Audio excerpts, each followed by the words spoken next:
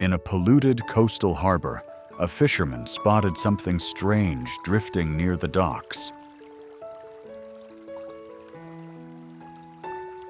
At first, it looked like a piece of debris, until it blinked.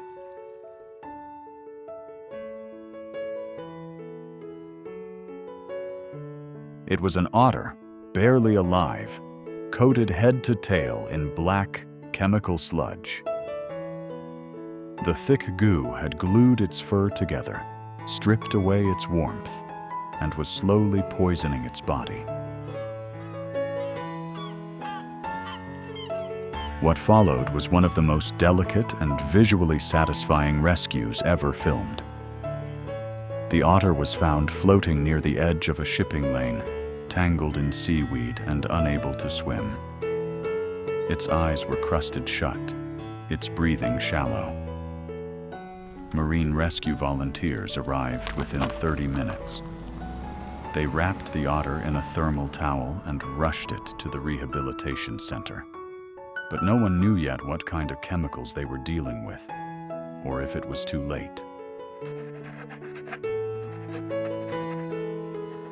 At the clinic, the otter, later named Ozzy, was barely responsive.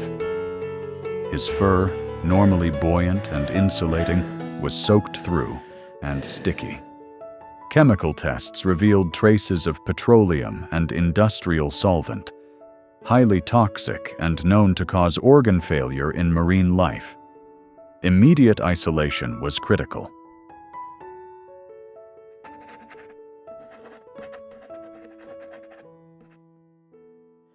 The team began emergency treatment without water contact, relying on gentle heated wipes and toxin-neutralizing ointments.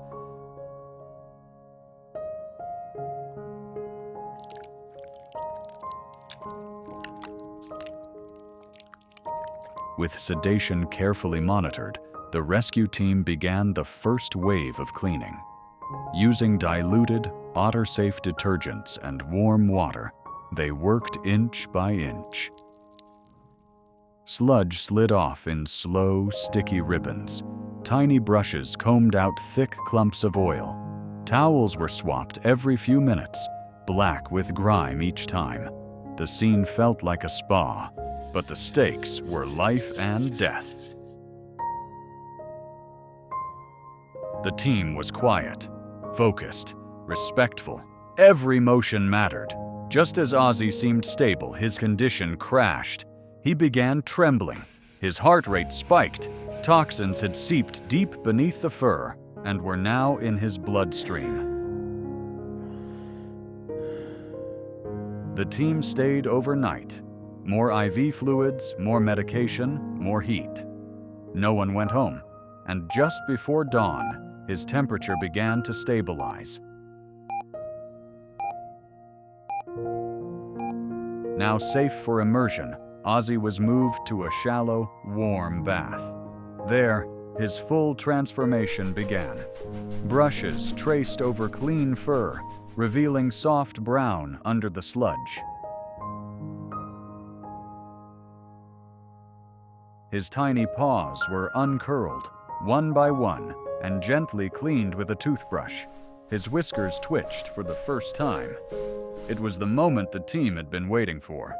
Signs of life, personality, curiosity, and most of all, trust.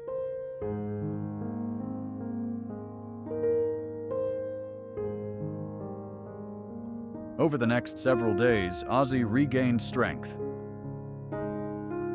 He started eating fish again. He played with floating toys in his tank. Most importantly, he groomed himself.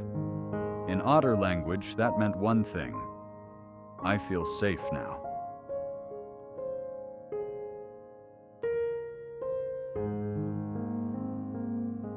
Two weeks later, Ozzy was released into a protected estuary far from the polluted port. He slid into the water without hesitation, sleek, clean, and alive.